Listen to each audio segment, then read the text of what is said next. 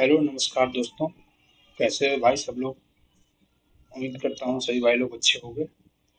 भाई जैसा कि आप लोग जानते हो, हम लोग जो अपने इस परसेंटेज का जो सीरीज चालू है अपना, इसमें हम लोग आज अपने 9वें लेक्चर में पहुंच गए हैं। मतलब हमारा जो है ना, आधा से ऑलमोस्ट आधा से ज़्यादा जो है ना हमारा 60% कवर हो गया है परसेंटेज। ठीक है। तो भाई मैं उम्मीद करता हूँ कि जो मैं पीछे पढ़ा के आया हूँ अभी तक 8 लेक्चर्स में, वो सभी भाई लोग पढ़ रहे होंगे, रिवीजन कर रहे होंगे डेली डेली बेसिस पे। मैंने जो आपको बोला था, डेली पाओ डेली निपटाओ, वो फॉलो कर रहे होंगे। और जो भी मैं ट्रिक्स बताता हूँ, जो भी मैं बेसिक बताता हूँ, जो भी मैंने बेसिक फ्रैक्शन बताया, परसेंटेज वैल्यू, वो सभी भाई लोग प्रैक्टिस में ला रहे होंगे डेली बेसिस पे। ठीक। और जो भी मैं क्लास में क्वेश्चन भी करा रहा हूँ, वो भी अपना निपटा रहे होंगे। तो ठीक है भाई, इसी के साथ मैं आपको आगे बढ़ता हूँ आज के सवाल में, आज की इस क्वेश्चन की प्रैक्टिस सीरीज में। तो भाई कल का जो मैंने बताया था ना आपको, जो 3 क्वेश्चन और बचे हुए हैं, तो मैं वो कराता हूँ, फिर अगला कॉन्सेप्ट अपना आगे आएगा। ठीक। देखिए अभी का पहला जो कॉन्सेप्ट क्वेश्चन है अपना, वो 78 नंबर क्वेश्चन है। कल मैंने 77 करा दिया था। तो देखिए क्वेश्चन क्या कहता है। The volume of a sphere is increased by 119.7% when its radius is increased. Find the percentage change in its total surface area. यदि किसी गोले की त्रिज्या बढ़ाने पर उसका आयतन 119.7% बढ़ जाता है, तो सतह क्षेत्रफल में किसकी कितनी प्रतिशत वृद्धि होगी। भाई मैं आपको बता चुका हूँ, चाहे आप, अगर आप परसेंटेज में पूछ रहा हो आंसर, आपका अगर आंसर परसेंटेज में है, सभी ऑप्शन देख सकते हो परसेंटेज है कि नहीं। तो अगर परसेंटेज में पूछ रहा है, तो जो भी हमारा फॉर्मूला है ना, फॉर्मूला फॉर्मूला में से हम लोग जो है कांस्टेंट वैल्यू को हटा सकते हैं, इग्नोर कर सकते हैं। ठीक। कल मैं आपको नोट भी लिखवा चुका हूँ। तो यही है यहाँ पे। अभी के लिए आपको पता नहीं होगा वॉल्यूम ऑफ स्फीयर क्या होता है।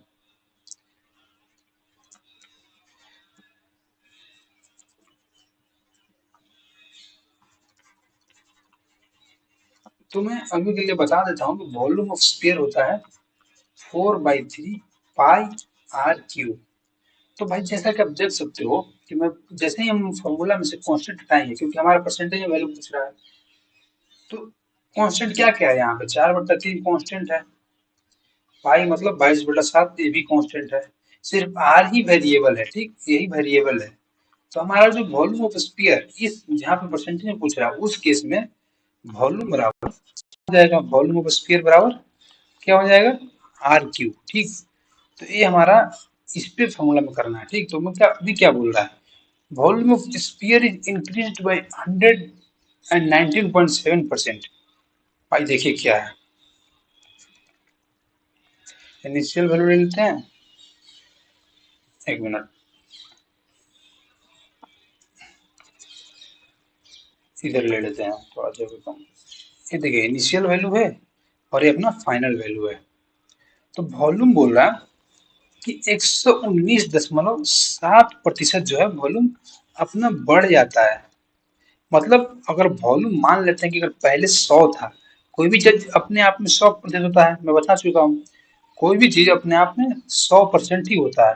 तो 100% पहले था अपने आप में, लेकिन बोल रहा है कि जो वॉल्यूम है 119.7% बढ़ गया, मतलब जो पहले वॉल्यूम होगा अपने आप में 100% होगा, लेकिन जैसे ही हम इसको 119.7% बढ़ाएंगे, तो वॉल्यूम फाइनली क्या हो जाएगा, 219.7% हो जाएगा, नहीं हो जाएगा। तो इनिशियल वॉल्यूम 100 था मान लिया हमने, तो फाइनल वैल्यू क्या होगा, 219.7। समझे। इसको आप सॉल्व कर लीजिए।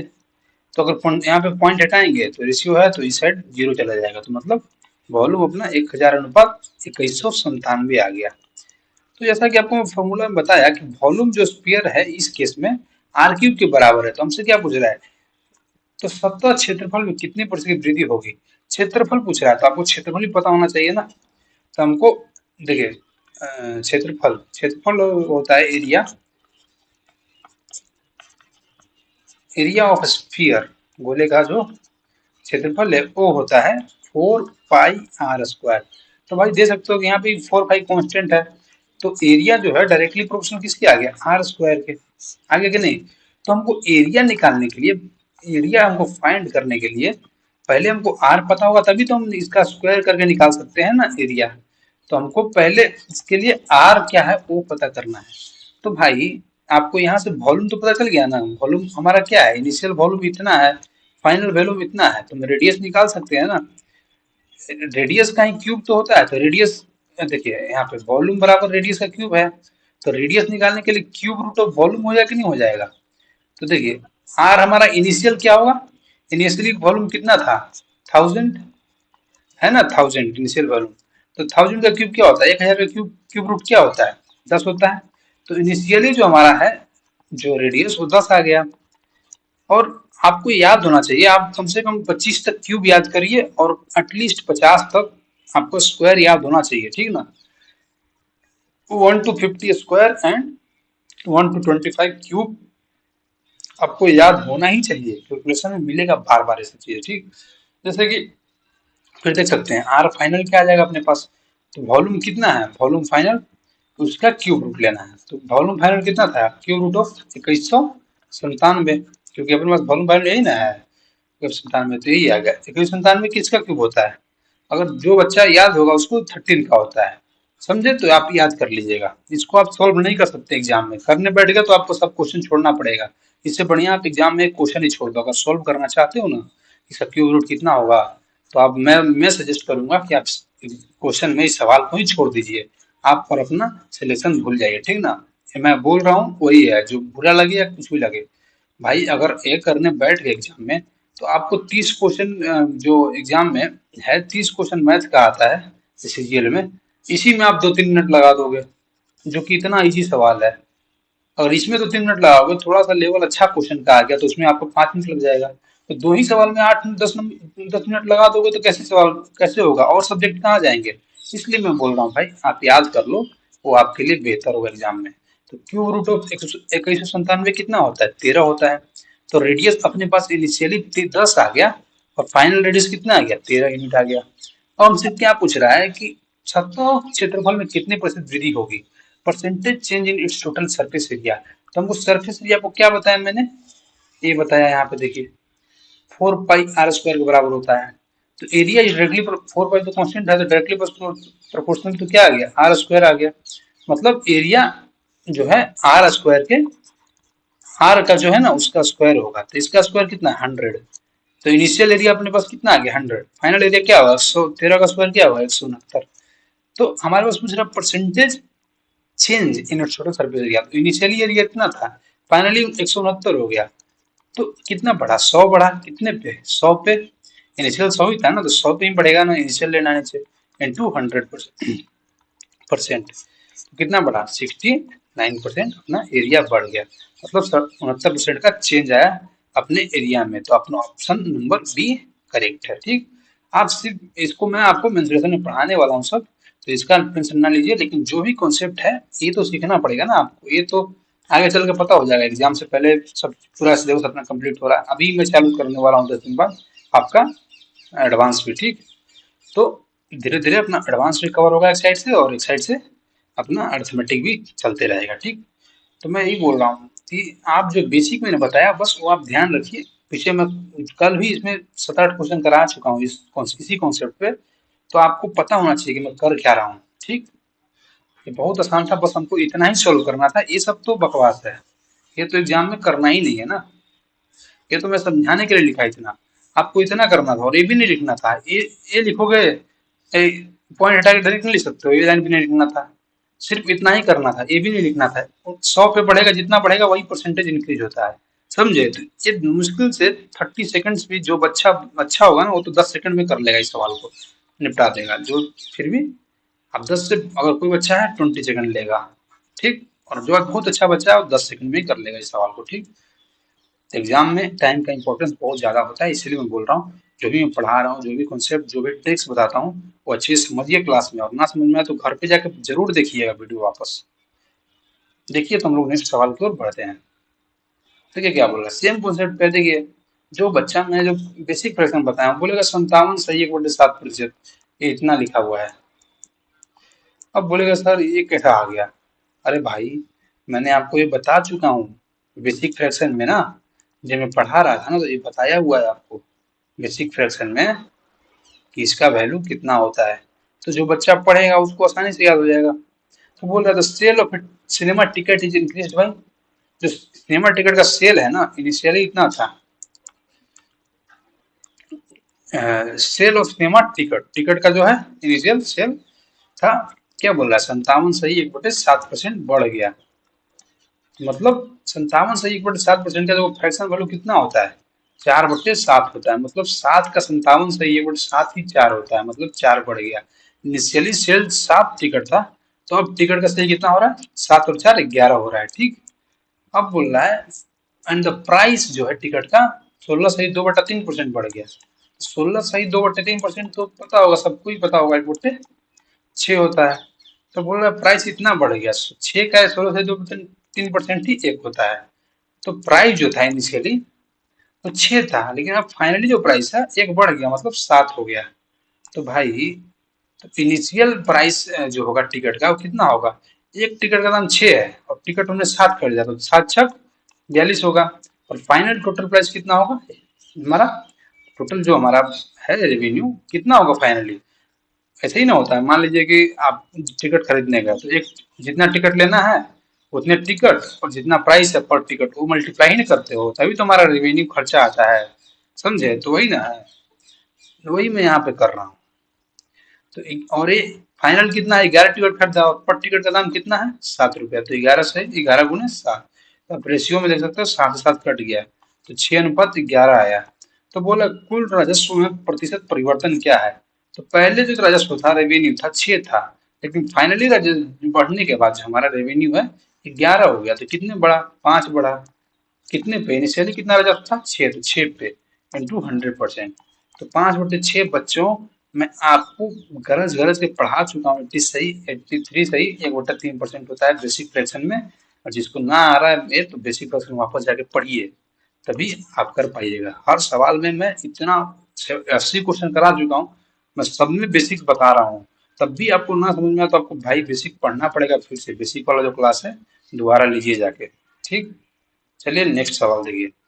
बोल रहा था price of sugar increases by 16 सही 2/3% एंड कंजप्शन डिक्रीजेस बाई 20%।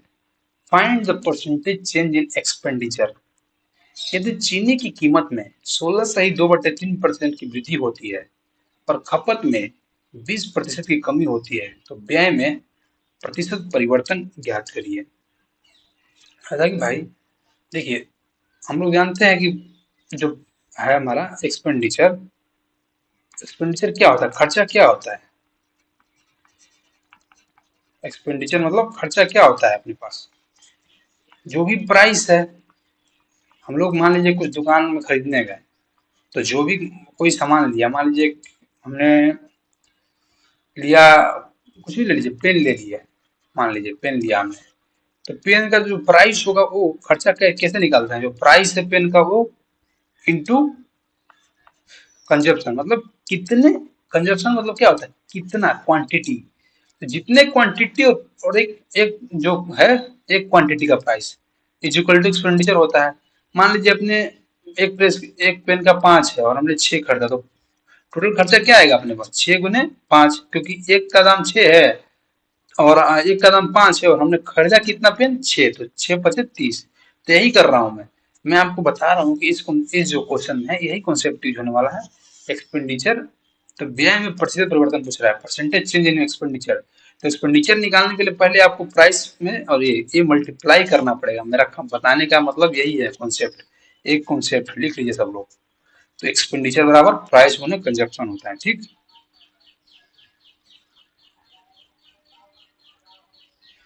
लिख लीजिए। चलिए देखिए क्या बोल रहा है सवाल। The price of sugar increases by 16 सही 2/3%। जो प्राइस है इनिशियली ये है और ये फाइनल वैल्यू है। ठीक, तो प्राइस जो है 16 सही 2/3%। तो 16 सही 2/3% क्या होता है 1/6। तो इंक्रीजेस बोल रहा है, 6 से जो है अपना प्राइस वो 7 हो गया। इनिशियली अगर 6 है तो 6 का 16 सही 2/3%, एक बढ़ गया मतलब 7 हो गया, प्राइस 6 था और फिर 7 हो गया। बोल रहा है कंजप्शन, तो कंजप्शन कितना है? कंजप्शन बोल रहा है कि decreases by, consumption decreases by 20%, मतलब खपत 20% कम हो जाता है। मतलब ये जो है ना खपत, हमने सामान 20% कम लेना शुरू कर दिया। ठीक, तो 20% का फ्रैक्शन वैल्यू 1/5, तो 5 का 20% 1, तो मतलब पहले 5 ले रहे थे तो 1 कम कर दिया। तो कंजप्शन पहले 5 था, लेकिन अब कितना कंजप्शन हो गया? 4 हो गया। तो भाई मैं आपको बताया ना एक्सपेंडिचर क्या होता है। एक्सपेंडिचर बराबर प्राइस गुने कंजप्शन। तो इनिशियल प्राइस और इनिशियल कंजप्शन को मल्टीप्लाई करना है, तभी एक्सपेंडिचर आएगा रेशियो। और final price into final consumption को मल्टीप्लाई करना है। अब इसको रेशियो है तो शॉर्टेस्ट फॉर्म में लिख लीजिए। 2 से कट रहा है तो काट लीजिए, 2 तेरी के 6, 2 दूनी 4, तो 5 तिहाई 15 और 7 दूनी 14। तो भाई आप लोग देख सकते हो क्लियरली कि पूछ रहा है व्यय में प्रतिशत परिवर्तन ज्ञात करें। परसेंटेज चेंज इन एक्सपेंडिचर पूछ रहा था। एक्सपेंडिचर हमारा रेशियो क्या आ गया? 15 15 अनुपात 14 आ गया। तो हमारा जो चेंज है वो कितना का आया? 1 का आया, 1 कम हो गया। कितने पे? पहले एक्सपेंडिचर 15 था तो 15 इंटू 100%। तो आपको ये नहीं करना है, आप डायरेक्टली बता सकते हो कि 1/15 का फ्रैक्शन वैल्यू कितना होता है। तो भाई 6 सही 2/3%, 1/15 का फ्रैक्शन वैल्यू होता है। यही हमारा परिवर्तन है, व्यय में परिवर्तन है, जो कि हमारा ऑप्शन नंबर ए है। आप लोग देख सकते हो ये 62/3 नहीं है, टाइपिंग में ऐसा है। 6 सही 2/3% है और ये 7 सही 1/2 है। जहां भी ऐसा लिखा है गैप करके तो आप समझ लीजिए कि ये ऐसा है, मिक्स फ्रैक्शन में लिखा हुआ है। ठीक, तो उम्मीद कर रहा हूँ सबको समझ में आ रहा होगा। चलिए नेक्स्ट क्वेश्चन की ओर। देखिए बोल रहा है when the income of a man increases by 6000, tax rate reduces from 18% to 15%, while 25% of his income is tax free. Find his initial income if he paid equal tax in both cases. बोला जब एक व्यक्ति की आय 6,000 बढ़ जाती है तो कर दर 18% से घटकर 15% हो जाती है, जबकि उसकी आय का 25% कर मुक्त है। यदि दोनों स्थितियों में उसे समान कर चुका है, उसने समान कर चुका है, तो उसकी प्रारंभिक आय ज्ञात करें। भाई देखिए क्या सवाल है, सोल्यूशन क्या है इसका। बोलता है income of man increase by 6,000, तो परसेंटेज में नहीं दिया हुआ है। अभी बोल रहा है कि 6,000 रुपये बढ़ गया, तो हमको इनिशियली तो पता नहीं कि मैन का इनकम कितना है। तो हम मान लेते हैं कि इनकम का जो इनिशियली जो है मैन का इनकम और एक्स है, 100 रुपये मान लिया। जब 6,000 बढ़ गया तो फाइनल इनकम कितना हो गया? 6,000 प्लस एक्स। तो इनिशियल में ही 6,000 बढ़ा होगा, तो ये फाइनल इनकम है। बोल रहा है कि tax rate reduces from 18% to 15%।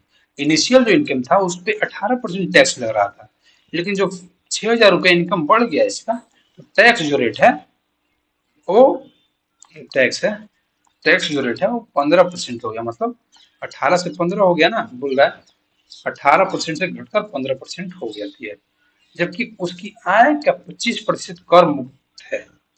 while 25% of its income is tax free।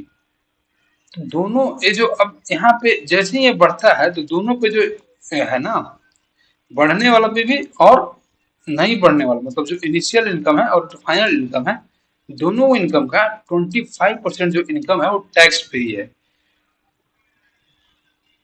मतलब कर इनिशियली और फाइनली दोनों में, बहुत आराम से समझा रहा हूँ समझ लीजिए, 25% इनकम जो है उस पर टैक्स लगता ही नहीं है कि नहीं? टैक्स लगता ही नहीं है। इसका मतलब जो इनिशियल इनकम है और जो फाइनल इनकम है, इनिशियल इनकम है जो फाइनल इनकम, दोनों पे कितना टैक्स लग रहा है? अगर 25% दोनों पे टैक्स फ्री है, तो इनकम में जो टैक्स लग रहा है वो 75% ही लग रहा होगा ना। अगर 25% टैक्स ही नहीं देना है तो हमारे जो इनकम है उस पर 75% ही टैक्स लग रहा होगा। इसका मतलब जो भी टैक्स लग रहा है दोनों में इक्वल है। दोनों में 75% टैक्स लग रहा है तो दोनों इक्वल ही होगा। तो देखिए जो एक्स का जो इनकम है उसका 18% पर जो टैक्स लग रहा है जो कि 75% है, बराबर। देखिए क्या बोल रहा है, इक्वल कैसे है? आप लोग जो क्वेश्चन जो दिया है क्वेश्चन में कि दोनों स्थितियों में उसने समान कर चुका है, इसलिए मैं बोल रहा हूँ कि दोनों का जो टैक्स है वो इक्वल है। वाइल यहाँ पे देखिए, if you paid equal tax in both cases find initial income. यहाँ पे कंडीशन दिया हुआ है इफ दोनों स्थितियों में उसने समान कर चुका है। क्वेश्चन पे ध्यान दीजिए, गौर फरमाइए। तो ही बोल रहा है अगर दोनों में समान टैक्स दिया है तो पहले वाले पे क्या था, 100 रुपया इनकम था, उस पर 18% टैक्स लग रहा था, और उसमें 75% ही टैक्स उसको देना पड़ रहा है क्योंकि 25% टैक्स फ्री है। अब देखिए भाई क्या है, अब जो फाइनल इनकम है उस पे 6,000 प्लस एक्स है, तो इस पे टैक्स कितना लग रहा है, 15% लग रहा है। लेकिन इस पे भी पूरे पे 25% टैक्स फ्री है, मतलब 75% ही टैक्स लग रहा है। और सवाल में बोल रहा है कि दोनों में जो है टैक्स इक्वल दे रहा है उसने, तो दोनों इक्वल हो गया। तो 75% काट दिए। अब देखिए परसेंटेज से परसेंटेज कट गया, एक्स इंटू 18 बराबर 6,000। अब इसको सॉल्व कर लीजिए आसानी से, सभी भाई लोग सॉल्व करना जानता ही होंगे इस क्वेश्चन। 3 × 5 = 15, 3 × 6 = 18। तो आप इसको 6x है, 6x बराबर 6 × 5 = 30,000 प्लस 5x, तो इस साइड ले जाएंगे इसको तो क्या आ गया, x बराबर 30,000 रुपया। तो हमसे क्या पूछ रहा है, फाइंड इज इनिशियल इनकम, उसकी प्रारंभिक आय ज्ञात करें। इनिशियल इनकम, तो इनिशियल इनकम क्या माना था हमने, एक्स माना था, तो एक्स का मान कितना आ गया, 30,000। ठीक, तो आप उम्मीद कर रहा हूँ सबको समझ में आ गया। अब बहुत भाई को यहाँ पे कंफ्यूजन हो रहा हो क्यों बराबर किया टैक्स, तो देख सकते हो बोल रहा है आप ऊपर सवाल बढ़िया से पढ़िए, जिसको समझ में नहीं आ रहा सवाल बढ़िया से पढ़िए। जब एक व्यक्ति किसी आय को एक एक, एक व्यक्ति की आय 6,000 रुपये बढ़ जाती है तो कर दर 18% से घटकर 15% हो जाती है। तो हमने मान लिया कि इनकम पहले उसका इतना था, तो 6,000 बढ़ा दिया तो इनकम इतना हो गया, तो पहले वाले इनकम पे उसको 18% टैक्स देना ही पड़ रहा है। और दूसरे वाले पे उसने सवाल में दिया हुआ है उसको 15% टैक्स लग रहा है बढ़ने के बाद, जबकि बोल रहे हैं जबकि उसकी आय का 25% कर मुक्त है। तो उसकी आय का पहले जो इनकम था, आय मतलब पहले वाला इनकम और बाद वाला जो इनकम है, दोनों पर उसका 25% इनकम फ्री है, इनकम टैक्स 25% फ्री है, नहीं देना पड़ रहा। तो मतलब इस पे भी जो एक्स का 18% की दर से लग रहा है उस 76% ही टैक्स देना पड़ रहा है, और 6,000 प्लस एक्स पर 15% की दर से भी 75% ही टैक्स देना पड़ रहा है। तो बोल रहा है जो उसने find the initial income he paid equal tax in both cases if he paid equal, तो if he paid equal taxes तो इसने कितना टैक्स दिया पहले इनिशियली, इतना दिया, फाइनली कितना टैक्स दिया, इतना दिया। अब बोला दोनों का जो टैक्स है वो बराबर, तो इसलिए मैं बराबर कर दिया। ठीक, दोनों स्थिति में उसने समान कर चुका है, समझे। तो अब उम्मीद कर रहा हूँ सबको अब क्लियर हो गया होगा। चलिए नेक्स्ट सवाल, the income of a man is 28,800, his income increases and tax reduces from 12% to 10%, while in both situations 30% of the income tax is free. Find the increase in his income if he paid equal tax in both cases. Same सवाल, केवल data change है, बाकी सब जो करते हो लिखा हुआ है इसमें। ठीक, तो मैं उम्मीद करता हूँ कि सब लोग खुद से सोल्व कर सकते हैं, एटलीस्ट ट्राई करिए सभी भाई लोग। मैं आपको 10 काउंट कर रहा हूँ, मैं उम्मीद करता हूँ कि सब लोग को सवाल पढ़ रहे होंगे, समझ में आ रहा होगा। 10 सेकंड का टाइम दे रहा हूँ, करिए। देखिए भाई बोल रहा है एक व्यक्ति की आय 28,800 है, उसकी आय बढ़ जाती है और कर दर से 12% से घटकर 10% हो जाती है, जबकि उसकी आय का 30% कर मुक्त है। ये दोनों स्थितियों में उसने समान कर चुका है, यहाँ पे लिखा हुआ समान कर चुका है, इक्वल करना है टैक्स को, ये तो समझ में आ गया। अब बोल रहा है कि इनिशियल इनकम जो आदमी का था इनिशियली वो 28,800 था। अब ये नहीं बोल रहा कितना बढ़ रहा है, तो भाई उस टाइम हम यहाँ पे एक्स मान रहे थे, तो अब मैं मान लेता हूँ कि एक्स बढ़ गया, तो अब कितना हो गया होगा, 28,800 800 प्लस एक्स, फाइनल इनकम इतना हो गया होगा, ये इनिशियल इनकम है इसका। अब बोल रहा है जो रेट है टैक्स, टैक्स का रेट वो 12% से घटकर 10%, मतलब इनिशियल 12% लग रहा था, लेकिन अब भी 10% उसको लग रहा है टैक्स। बोल रहा in while in both situation 30% of income is tax free, तो 30% फ्री है टैक्स, उस पर इनकम पे टैक्स ही नहीं लग रहा है, मतलब 70% इसको टैक्स देना पड़ रहा है। तो इनिशियली उसको कितना टैक्स देना पड़ रहा है, टैक्स जो है अमाउंट में, यहाँ पे तो परसेंटेज में दे रहा है, तो अमाउंट में कितना देना पड़ रहा है उसको देखिए, 28,800 उसका इनिशियल इनकम है, उस पर 12% की दर से 70% पे इनकम पे ही टैक्स देना पड़ रहा है। समझे क्या बोल मैं क्या लिख रहा हूँ, जो मैं बोलता हूँ उस पर ध्यान दीजिएगा। 28,800 उसका इनिशियल इनकम है, उस पर 12% की दर से टैक्स लगता है, लेकिन पूरे 100% इनकम पे इसका टैक्स नहीं लग रहा है, 30% इनकम टैक्स फ्री है, मतलब 70% इनकम पे ही टैक्स लग रहा है। समझे ना, 70 कहाँ क्यों मल्टीप्लाई किया। अब बोल रहा है, अब देखिए 28,800 प्लस एक्स इसका फाइनल इनकम है, इस पे 10% की रेट से टैक्स लग रहा है, और बोल रहा है दोनों केस में 30% फ्री है, मतलब इस पे भी 10-70% ही टैक्स लग रहा है, 30% अगर इनकम फ्री है फाइनल वाला भी, तो इनकम टैक्स 70% पे ही लग रहा है। अब बोला दोनों स्थिति में उसने समान कर चुका है, दोनों स्थिति में if if he paid equal tax in both cases, equal tax, तो पहले में कितना टैक्स मुझे है, इतना दिया टैक्स, मैं लिखा हूँ टैक्स इन अमाउंट, और फाइनल में इतना टैक्स दिया, तो दोनों में बोला इक्वल है, इसलिए मैंने इक्वल कर दिया। 70% 70% कट गया, परसेंटेज से परसेंटेज कट गया, 2 छक 12, 2 पचे 10, तो आप इसको मल्टीप्लाई भी कर सकते हैं।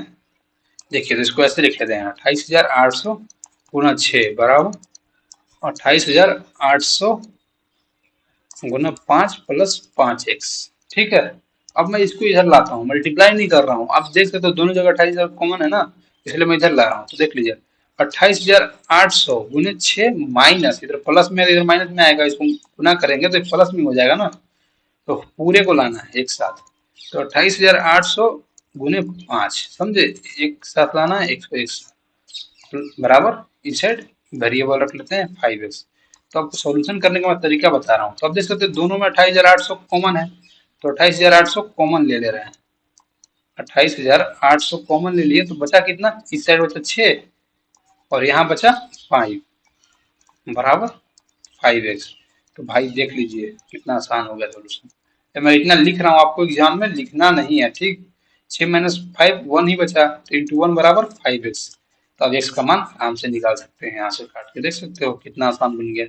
5 × 5 = 25, 5 × 7 = 35, 5 × 6 = 30, 0, तो हमारा x बराबर 5760 रुपया आ गया, मतलब x हमने क्या माना था, हमारा बढ़ा कितना, उनका इनकम बढ़ा, मैंने वही माना था। तो बोल रहा find the increase in as income, तो वही तो पूछ रहा है हमसे, find the increase in as income मतलब कितना बढ़ा, उसकी आय में वृद्धि ज्ञात करें, तो वृद्धि हमने एक्स माना था, तो एक्स का मान कितना आया, 5760 आया। इतना लिखना नहीं है, मैं जो कैलकुलेशन करके दिखा रहा हूँ आपको क्लियरली हिट हो जाएगा, प्रैक्टिस करते करते मेरे को कैसे हिट हो रहा है, क्योंकि मैं इतना प्रैक्टिस कर चुका हूँ, इतना पढ़ा चुका हूँ कि ऐसे ही क्लियरली दिख रहा है मेरे को। 6 - 5 अगर दोनों में कॉमन है 28,800, इधर लाएंगे तो एक ही बचेगा 6 - 5, तो डायरेक्टली मैं इसको ऐसे लिख सकता था, यहाँ पे ये वाला डायरेक्ट स्टेप, यहाँ पे ये वाला, और मेरा उत्तर आ जाता।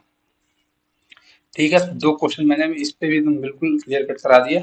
चलिए नेक्स्ट सवाल देखिए, ये अच्छा सवाल है भाई, मैं उम्मीद कर रहा हूँ कि सबको ये समझ में भी आएगा जो मैं समझाऊंगा, ठीक। देखिए बोल रहा है लेबर वर्क्स 60 hours पर week and earns rupee 2,400 if per hour wages increase by 40% and working hour reduced by 16 - 2/3%, find percentage change in income. तो बोला एक मजदूर की प्रति सप्ताह 60 घंटे काम करता है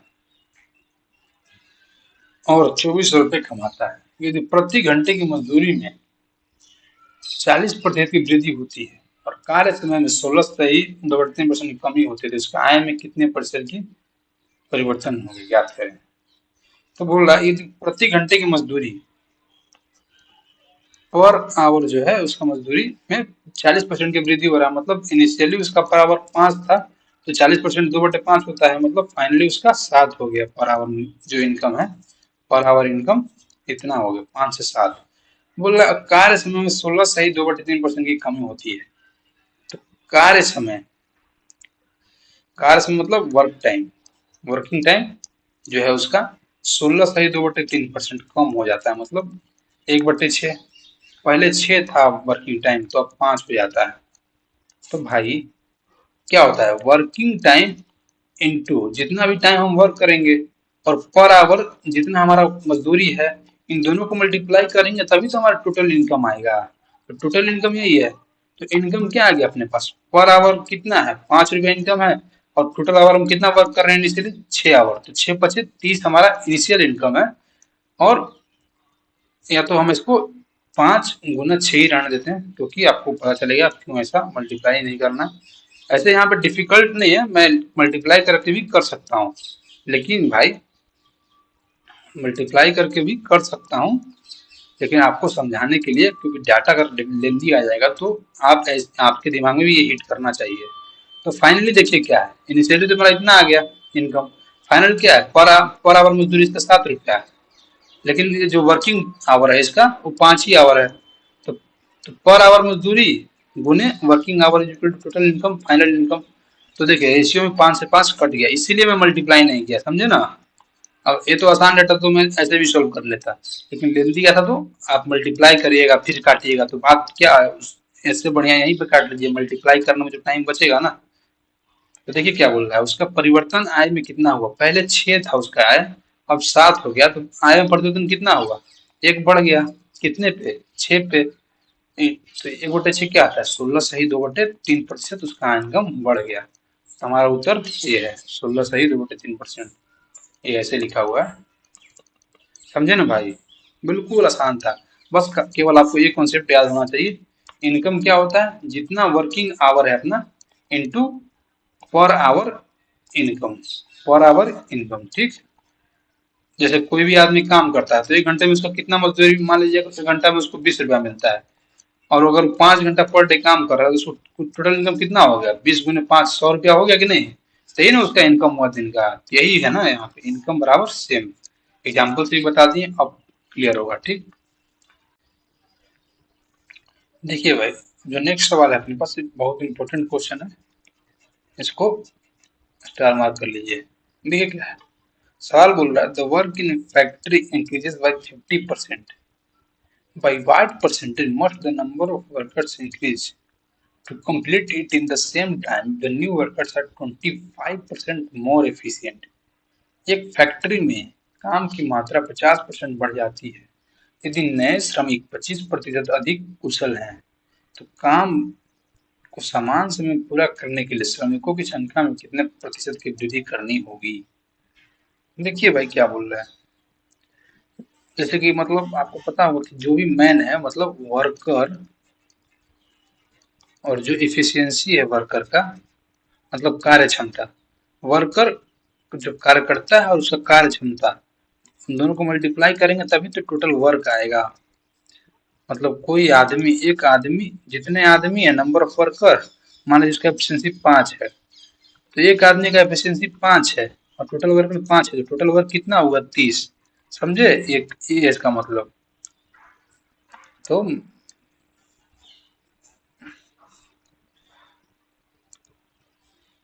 हमको एक कॉन्सेप्ट यहाँ पे यूज करना है, ठीक। तो देखिए क्या बोल रहा है, हमारे पास जो हमारा वर्क है फैक्ट्री में वो 50% बढ़ गया। तो मान लीजिए काम हमारे पास इनिशियली 100 था, और 50% अगर काम बढ़ गया, मतलब 100 का 50% 50 होता है, मतलब काम अपने पास 150 हो गया।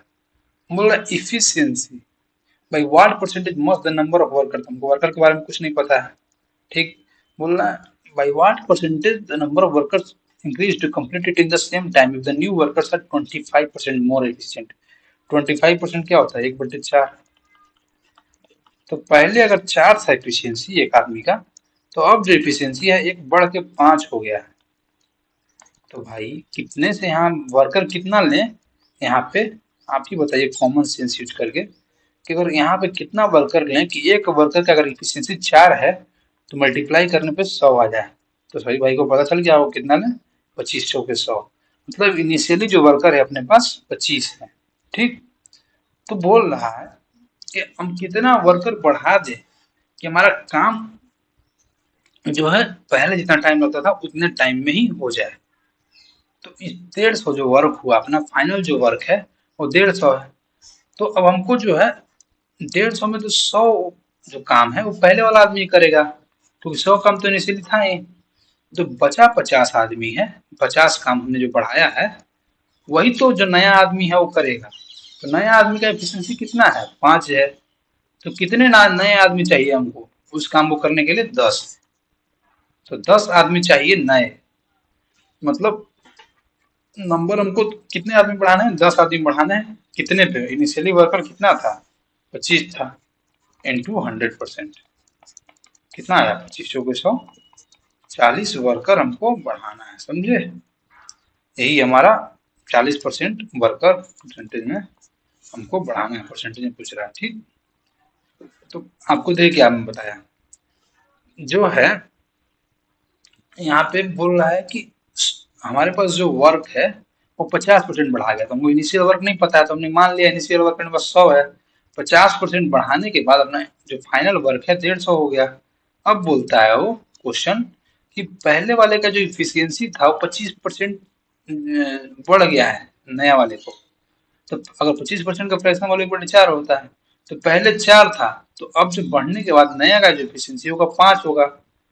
तो भाई 5 की इफिशियंसी से नया आदमी कितना लाए कि 150 काम उसी टाइम में कंप्लीट हो जाए। तो 100 काम तो पहले वाला आदमी कर ही रहे हैं, तो बचा हमने जो बढ़ाया काम है वही तो नया आदमी करेगा। तो नया बढ़ाया काम कितना है, 50 यूनिट, 50 यूनिट है कि नहीं। लेकिन जो नए का एफिशिएंसी कितना है, 5 है। तो नया आदमी तो इसी से करेगा एफिशिएंसी बटा डी। अगर इसको इस साइड मल्टीप्लाई में इस साइड है और ये वर्कर है, तो अगर वर्कर निकालना है नंबर ऑफ वर्कर, तो हम इसको वर्क अपन एफिशिएंसी करेंगे ना। तब नया वर्क हमारे पास 25 है, नया एफिशिएंसी 5 है, तो नया वर्कर कितना आएगा, 50/10, मतलब 10। नया वर्कर हमको 10 और लाना पड़ेगा ताकि हमारा बढ़ाया गया काम भी उसी टाइम में कंप्लीट हो जाए जो पहले टाइम में कंप्लीट हो रहा था। 10 वर्कर हम बढ़ाएंगे, लेकिन कितना, पहले किस पे, पहले वर्कर कितना था, 25 था, तो 25 पे ना बढ़ाएंगे, तो इंटू 100%। यही मैंने किया है, 25 को 100, 40% बढ़ाना है, समझे। बहुत आसान था, बहुत ही आसान था, समझे, लेकिन थोड़ा ट्रिकी भी था। जिसको समझ गया उसके लिए आसान था, जिसको नहीं समझा वीडियो बाद फिर जाके देखिएगा घर पे। ठीक, आज के लिए हम रखते हैं लास्ट क्वेश्चन, और ये हमारा नया कॉन्सेप्ट है। तो कॉन्सेप्ट में आज बता देता हूँ, कल हम क्वेश्चन कराएंगे इस पे। ठीक, तो आज देख लीजिए क्या है, the price of sugar increases by 25%, by what percentage must the consumption decreases so that the expenditure remains the same। बोल रहा है प्राइस जो है किसी चीज का 25% घट गया, तो भाई आप मार्केट में जाते हो, कॉमन सेंस यूज करो, आप मार्केट में जाते होगे ना, तो मार्केट में अगर आप पूछते हो पहले प्राइस कितना है, तो मान लीजिए आपके पास 100 ही रुपया है, इनिशियली या जो प्राइस उसका 20-25% बढ़ गया, मान लीजिए इनिशियली उसका 20 रुपये पर केजी था, मान लीजिए, एग्जाम्पल ले रहा हूँ, सवाल नहीं, इनिशियली इतना था, लेकिन आप बोल रहा है कि आज इतना था, और कल गए आप मार्केट में 100, आपको पता था कि 100 रुपया, 20 रुपये पर केजी है, तब आप 5 5 किलो ले रहे हो, और 100 रुपये ही आज लेके गए हो, लेकिन आज गए मार्केट में तो 25 रुपये पर केजी हो गया। ये तो प्राइस का रेशियो है, कितना है, प्राइस का। तो अगर 20 रुपये पर केजी से हम रेट निकालने लगे तो कितना आएगा, 20 रुपये पर केजी से हम कितना ले पाएंगे, 5 किलो ले पाएंगे, किसी मतलब चावल ले लो, चावल है तो 5 किलो चावल ले पाएंगे 20 रुपये से। और 25 रुपये पर केजी है, अपने पास 100 ही रुपया है, तो चावल कितना ले पाएंगे, 4 किलो ही ले पाएंगे। तो भाई देख सकते हो यहाँ पे क्लियरली इसका रेशियो, प्राइस का रेशियो कितना आ रहा है, 5 के 20, 5 के 20, और ये कितना आ रहा है, 5 5 25। देख सकते हो कि प्राइस का जो रेशियो है उसका इनवर्स मतलब उल्टा है वेट का रेशियो। तो इसमें क्या कॉन्सेप्ट यूज किया है कि पहले 20 रुपए पर केजी था, जैसे ही प्राइस प्राइस बढ़ गया हमारा क्वांटिटी घट गया। देख सकते हो, प्राइस 20 से 25 हो गया लेकिन हमारा क्वांटिटी 5 से 4 हो गया। तो यही कॉन्सेप्ट यहाँ पे लगना है। तो मैं आप फिर से एक और एग्जांपल लेके फिर से कॉन्सेप्ट समझा देता हूँ। देख लीजिए, मान लीजिए कि 100 आपको राइस जाते हो, चावल लेने जाते हो मार्केट में, आपके पास 120 रुपये ही है खर्च करने के लिए पॉकेट में, ठीक। एक्सपेंडिचर मतलब खर्च करने के लिए, ठीक। 20 रुपये ही है, 120 रुपये है। तो मान लीजिए प्राइस जो है अभी मार्केट में वो 40 रुपये पर केजी है चावल का। और कल के जो है वो घट गया, मान लीजिए अभी बढ़ा हुआ बता दिए, मान लीजिए कल घट जाए तो मान लीजिए कल 30 रुपये पर केजी हो गया, ठीक। तो आप यहाँ से वेट जो क्वांटिटी है, वेट मतलब या क्वांटिटी जो भी उतना ही ना होता है, वेट या क्वांटिटी। तो अगर 40 रुपये पर केजी के हिसाब से 120 रुपये आपके पास है तो कितना ले पाओगे, कितना, 3 किलो ले पाओगे। और यही अगर 30 रुपये पर के हिसाब से 120 रुपये आपके पास है तो कितना किलो ले पाओगे राइस, 4 किलो ले पाओगे, ले पाओगे नहीं। तो आप देख सकते हो हम यहाँ पे रेशियो क्या आ रहा है, क्वांटिटी का रेशियो 3:4 आ गया और प्राइस का रेशियो क्या आ रहा है, 4:3 हो रहा है। मतलब दोनों का उल्टा अनुपात है। प्राइस और quantity are inversely proportional to each other. तो आप यहाँ पे एक नोट लिख लीजिए, इफ एक्सपेंडिचर मतलब खर्च करने का जो पैसा है दोनों ही अथी में, दोनों मतलब सिचुएशन में एक ही है, मतलब 120 रुपया ही अपने पास खर्च करने के लिए है। If expenditure is same, note लिख लीजिए, कॉन्सेप्ट है भाई ये। इस पे पूरा धड़ल्ले से कल 15 क्वेश्चन कराने वाला हूँ मैं, 12 से 15 क्वेश्चन आने वाला है अपने कल के क्लास में।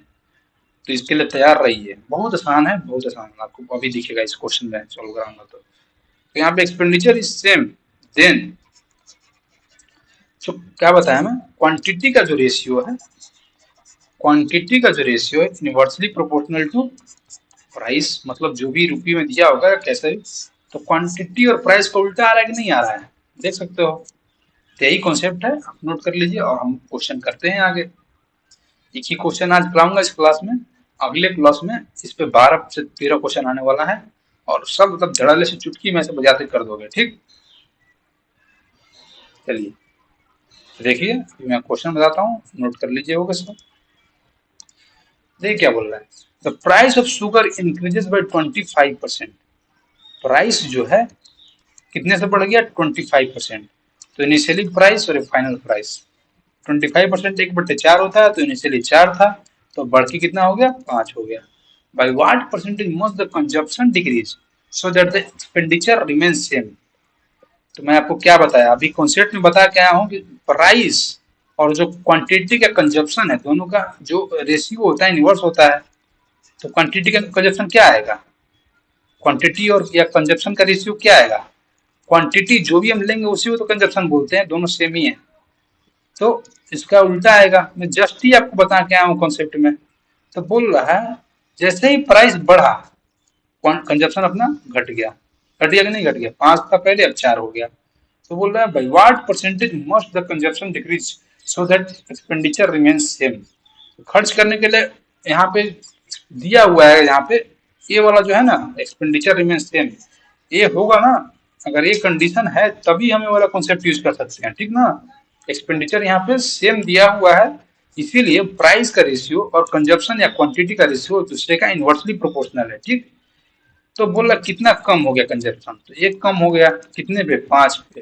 परसेंटेज में पूछ रहा है कंजप्शन कितना कम करना चाहिए, तो 20% कम करना चाहिए। और आज के लिए अपना यही फाइनल था और यही उत्तर है। मेरे को उम्मीद है कि आज सभी भाई को बहुत अच्छे से समझ में आया होगा जो भी मैं क्लास में पढ़ाया हूँ। और सब भाई जाके प्रैक्टिस करिएगा, ठीक। आप लोग तो भाई मैं आपसे अगर उम्मीद करता हूँ कि आप सभी को समझ में आ रहा होगा।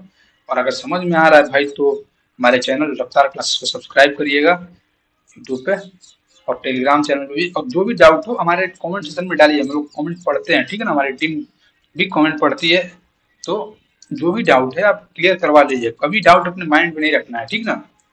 ठीक है भाई, तो हमारे चैनल को सब्सक्राइब करिए, फॉलो करिए, लाइक करिए और अपना नोटिफिकेशन ऑन कर लीजिए ताकि जब भी हमारा क्लास है सबसे पहले आप तक पहुंचे। ठीक। ठीक है दोस्त, जय हिंद दोस्त, थैंक यू।